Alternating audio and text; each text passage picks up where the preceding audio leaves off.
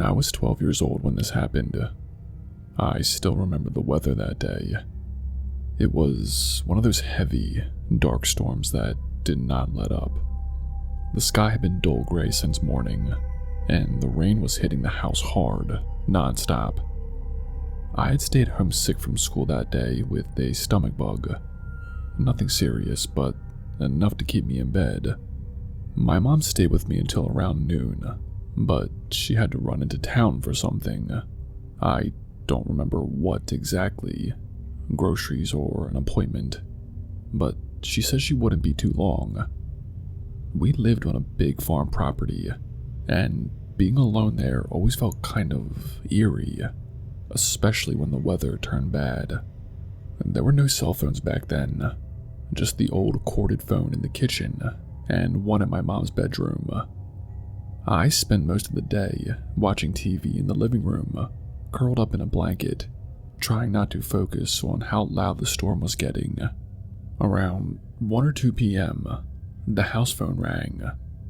It startled me a bit because it was already tense enough with the wind rattling the windows and the thunder rumbling constantly. I got up and answered it with the greeting that we were taught to say. "Hello, Griffin residents." There was this pause, just a second too long, and then a man's voice came through. It was raspy, deep, no emotion. He said, "Your daughter isn't going to school today. I just kidnapped and killed her." Then he hung up. I stood there frozen, holding the phone to my ear, even though the line had already gone dead. It took me a second to register what he even said. Your daughter. That didn't make sense. I wasn't a parent. I was the kid. But at that moment, that did not matter. I was alone. I was 12. Someone had just called my house and said they killed me. I remember putting the phone back on the hook and just standing in the kitchen, shaking. I did not know what to do. There were no cell phones in the house, no internet, and no real way to contact my mom unless she happened to call me. I did not even want to stay in the house anymore. I kept thinking, what if someone was watching me through the windows? What if they were just outside, waiting to break in? So I bolted. I did not grab my jacket, did not grab shoes. I just ran straight out the front door and across the muddy field to our neighbor's place. They lived about 2 or 3 acres over, and I don't even know how I made it there without slipping or breaking something. It was pouring rain outside. I was soaked by the time I got there and banging on their door like a lunatic. Thankfully, our neighbors were home. An older couple, super kind people. The wife answered the door and immediately pulled me inside once she saw how panicked I was. I couldn't even get the words out at first. I just kept saying someone called the house and said they killed me.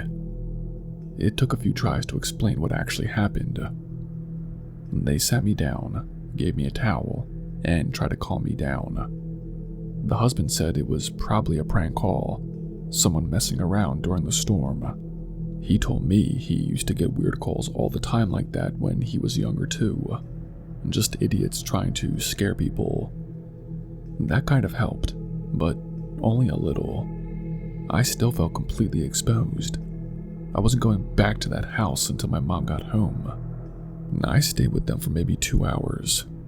I did not talk much, just sat there and watched the rain come down through their kitchen window. Every time a car passed on the road, I jumped. Finally, I saw my mom's car coming up our long driveway, and I ran back outside, this time with the raincoat the neighbors lent to me. She was confused when she saw me running toward her from the neighbor's place. I did not even let her park before I started telling her what happened. She looked shocked, then mad, and then worried all at once. We went back into the house together. She checked the caller ID on the phone, but it just said, "Unknown caller." She picked up the phone and started calling my older sisters one by one. All three of them lived in different states by that point, fully grown and out on their own. She asked them to check in just to be sure. Everyone was fine, of course. In hindsight, it probably was some sick prank. Maybe someone dialed a random number or was trying to scare people stuck at home during the storm. But to this day, I don't know how they picked our number or why they said what they said. What I do know is that it changed how I felt being alone in that house. For years after that, even as a teenager, I hated being there by myself, especially on stormy days. I don't think I ever picked up a phone call from an unknown number again after that. And even now, I still remember that voice exactly as it was. Flat, cold, and completely detached. It probably was just a prank phone call, I get that. But when you're 12 years old and home alone during a thunderstorm, it does not feel like one.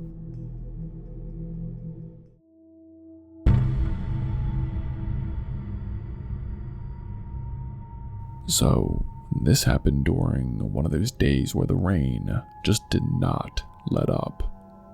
It had been pouring since the early morning, and by the afternoon, the streets looked like they had been trying to become rivers.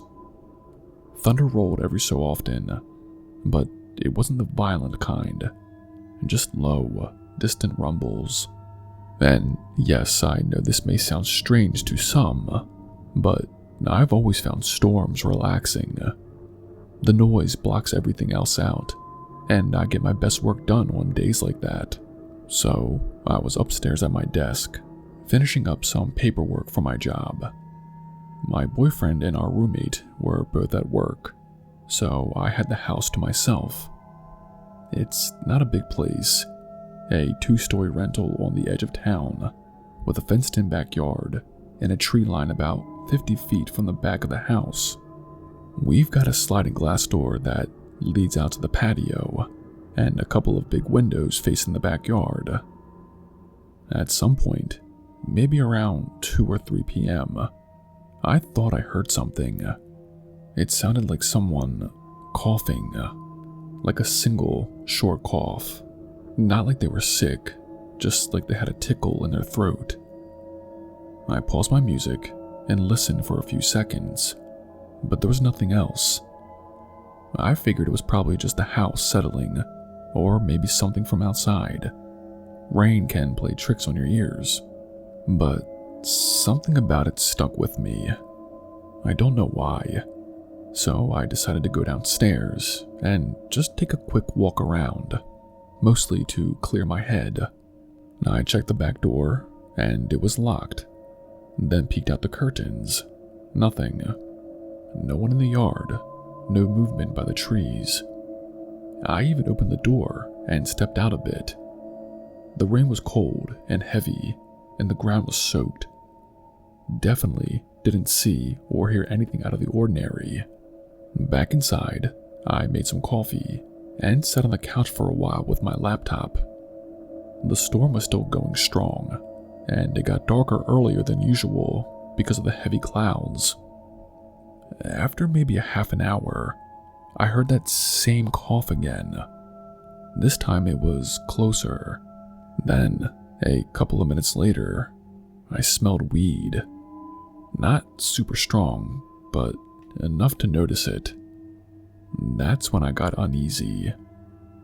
We don't smoke. Neither of the guys do either. And our backyard is fenced in, so I thought maybe it was coming from the neighbor's place or something. But it really smelled like it was right outside the window. I got up and went to the sliding door again. The curtains were drawn, but there's this small gap where they don't close all the way. I leaned in, and I swear to you, I locked eyes with someone. There was a man, just standing there in the rain, with no umbrella, soaked from head to toe. He was right outside the glass, maybe a foot away. He had his head tilted slightly, like he was trying to get a better look inside. And when he saw me looking at him, he did not flinch. He smirked, not in a friendly way either. It was smug, almost like he knew he scared me. Then turned around and walked off toward the back of the yard. I froze for a second. Then I ran to the front door to make sure it was locked, then checked the garage entry door too, and everything was locked. I stood by the door with my phone in my hand, trying to decide if I should call the cops or not.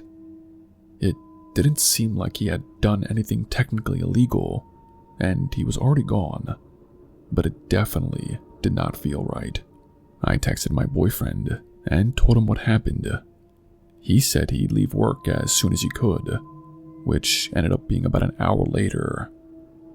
I tried to work again in the meantime, but I couldn't concentrate.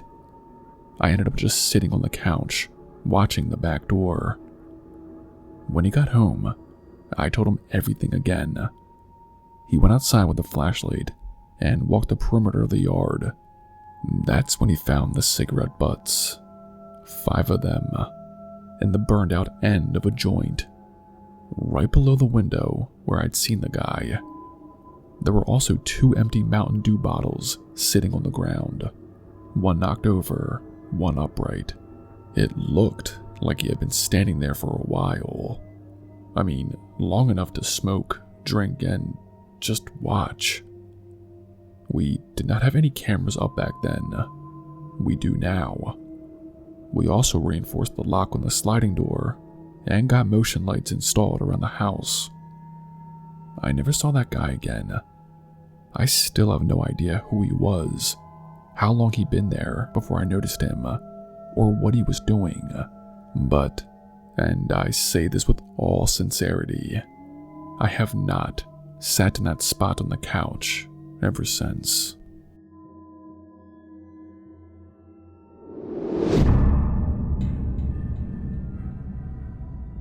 Hey Spooky, so I have this story that really gives me the chills, and it happened about a year ago. I live alone in a small 1-story house on a quiet street just outside of town. It's usually peaceful, boring even, but that night was anything but. It was a Saturday, and I had no plans, so I stayed up late playing video games. I do that sometimes, just zone out and grind through a few missions, or play online with randoms. I had all the lights off, except the glow from my TV, which, in hindsight, probably made the house look like an easy target. The blinds were shut, but the light from the screen definitely made it obvious someone was awake in the house. It was around 4 a.m. when this happened. I had just finished up a game and was about to shut everything down when I heard it. 3 slow, deliberate knocks at my front door. Not loud, but not quiet either. It wasn't the wind or the rain. This was a human knock, so naturally, my stomach drops. You don't get knocks at 4 in the morning for good reasons. My first thought was, maybe someone got into an accident and needed help. But as soon as I had thought that, my gut told me no, this wasn't that. I did not answer. I turned off the TV as fast as I could and just froze there for a second in the dark. I did not move until I was sure the room was totally silent. I crouched down and crawled to my bedroom, which is toward the back of the house. I keep a wooden baseball bat in the corner, not because I expect anything, but just in case. That night, just in case, became real. The rain was slamming into the windows, and the thunder was rumbling constantly in the distance. But I couldn't hear anything else. No footsteps, no voices. Just that pressure in the air, like someone was still standing on the other side of the door. I stood in the hallway, just outside my bedroom, holding the bat like it was the only thing keeping me grounded. My hands were sweaty. My grip was loose, even though I kept trying to tighten it. It's weird how your body reacts when it knows something isn't right. My heart was pounding so loud, I swear I thought the person outside could hear it through the door. I had my phone in my other hand with 911 ready to go. I wasn't planning to open the door or even say anything unless I heard something more, like someone trying to open it or break it down. But I stood there in the dark for what felt like forever. It was probably 5 or 6 minutes in reality, but in that moment, it felt like a half an hour. Finally, I heard it. The gate on my front fence creaking open and then swinging shut. I waited another full minute before slowly walking to the front window. I moved the curtain just a little and looked through the blinds. There was a guy walking down my front path, medium height, wearing a hoodie with the hood up and jeans. I could not see his face clearly. He got to the sidewalk, pulled out a phone from his pocket, and just stood there for a second, like he was waiting for something. I kept watching, frozen in place. Then he put the phone away and walked off into the night, down the street and out of view. I stood there at the window for probably another 15 minutes. I kept thinking maybe he was circling back or waiting just out of view. I did not see a car, did not hear anything else, just the storm and my own thoughts running wild. Eventually I sat down on the couch, but I didn't sleep. I kept the bat nearby and left a few lights on the rest of the night. Every time I closed my eyes, I'd hear that knock again in my head. I never did call the cops because, well, nothing technically happened, but it felt like something almost did, and that's what kept me up.